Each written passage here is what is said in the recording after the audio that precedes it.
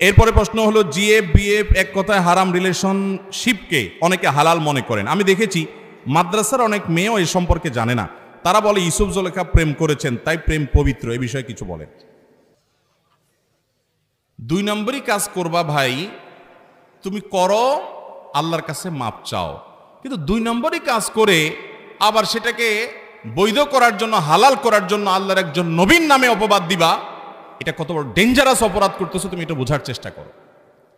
ইউসুফ আলাইহিস সালাম অনেক যুবক ভাইয়েরা আমাদের না জানার কারণে, অজ্ঞানতার কারণে বলে ফেলে ইউসুফ জুলেখা নাকি প্রেম করেছে। বলে নাউজুবিল্লাহ। ইউসুফ আলাইহিস সালাম আল্লাহর নবী ছিলেন কি ছিলেন না? যুবক ভাইয়েরা সূরা ইউসুফ ভালো করে পড়বেন। এখনকার তরুণ ভাইদের জন্য সূরা ইউসুফ পড়া অনেক বেশি জরুরি। সূরা ইউসুফের পুরো ঘটনা আপনি যদি জানেন আপনি অবাক হবেন যে ইউসুফ আলাইহিস সালাম আল্লাহর সৃষ্টি জগতের সবচেয়ে সুশ্রী যুবকদের অন্যতম ছিলেন। তার এই রূপ এবং লাবণ্য, তার সৌন্দর্য এবং গুণে মাধুর্যে মুগ্ধ হয়ে মিশরের তৎকালীন রাষ্ট্রপ্রধানের স্ত্রী জুলাইখা, তিনি আসক্ত হয়ে তাকে কুপ্রস্তাব দিয়েছেন। তিনি সেই কুপ্রস্তাবে রাজি না হয়ে দৌড়ে পালিয়েছেন, আল্লাহর কাছে পানা চেয়েছেন এবং সেজন্য তাকে জেল খাটতে হয়েছে। পরবর্তীতে নিষ্পাপ নির্দোষ প্রমাণ হয়ে জেল থেকে বেরিয়েছে এবং পরবর্তীতে আল্লাহর নবী ইউসুফ আলাইহিস সালাম মিশরের গুরুত্বপূর্ণ পদে অধিষ্ঠিত হয়েছেন। কোরআনের সূরা ইউসুফে ঘটনা আছে না নাই? তাহলে ইউসুফ জুলেখা প্রেমের এই মিথ্যা কাহিনী কোথায় পাইলেন আপনারা? আমাদের অনেক যুবকরা আছে বাবা মার অবাধ্য হয়ে অসামাজিক কার্যকলাপ করতে গিয়ে, 2 নম্বরই কাজ করতে গিয়ে তারা এই সমস্ত গুনাহে লিপ্ত হতে গিয়ে তারা একজন আল্লাহর নবীর চরিত্রে কালিমা দেয়। আছে না নাই? এই যে কয়দিন আগে একটা বেসরকারি টেলিভিশন চ্যানেলে এই ধরনের একটা সিরিয়াল চালানো হয়েছে, কি নাম জানি, এই ইউসুফ জুলেখা নামেই সম্ভবত। আমরা সেটা প্রতিবাদ করেছি, দেশে ওলামা ইকরাম প্রতিবাদ করেছেন এবং টেলিভিশন কর্তৃপক্ষের সাথে বৈঠক করেছেন যে একজন নবীর চরিত্রে অভিনয় করা এবং তথাকথিত প্রেমের মানে বিবাহ বহির্ভূত হারাম সম্পর্ক, বিবাহ বহির্ভূত সম্পর্ক কি হালাল না হারাম? এ হারাম সম্পর্ক একজন নবীর দিকে সম্বন্ধ করা এটা জঘন্য অপরাধ। শুধু তাই নয়, এই যে প্রশ্ন লিখেছেন যে অনেক মাদ্রাসার মেয়েরাও আছে, এটা ঠিক যে অনেক মাদ্রাসার ছেলে মেয়েরা আজকাল সমস্ত আকাম কুকাম করে। মাদ্রাসার ছেলে মেয়েরা আকাম কুকাম করলে কি জায়েজ হয়ে যাবে?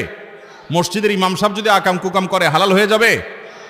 ইমাম সাহেব যদি আকাম কুকাম করে সেটাকে অবশ্যই প্রত্যাখ্যান করতে, অন্যায় তো অন্যায়।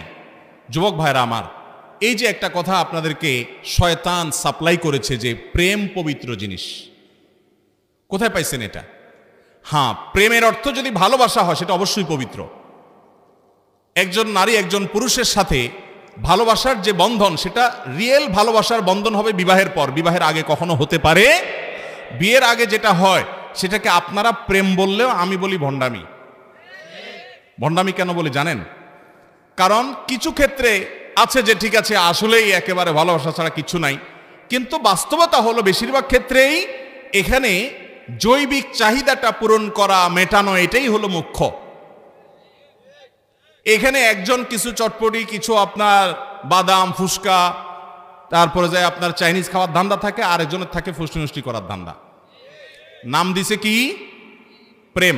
এই জন্য দেখবেন তথাকথিত প্রেমের নামে ছেঁকা খাওয়া, ধরা খাওয়া, তারপরে যায় একজনের কয়েকটার সাথে রিলেশন করা, একটা ছেড়ে আরেকটা ধরা, এগুলো অহরহ হয়ে থাকে। আমি তো প্রায় বলি যে তথাকথিত প্রেম যেটাকে আপনি বলতেছেন পবিত্র, এই প্রেমের যে নায়ক খলনায়ক যেগুলো ছেলে মেয়েরা আছে, অনেক ছেলে আছে অনেক মেয়ের সাথে এই অবৈধ সম্পর্ক জড়িয়ে এই মেয়ের জীবন নষ্ট করে, তাকে মিথ্যা কথা বলে, প্রলোভন দিয়ে বিবাহের কথা বলে, হান বলে, তান বলে, ভালোবাসে একেবারে জীবন শেষ করে ফেলবো, তোমার ছাড়া বাঁচবো না।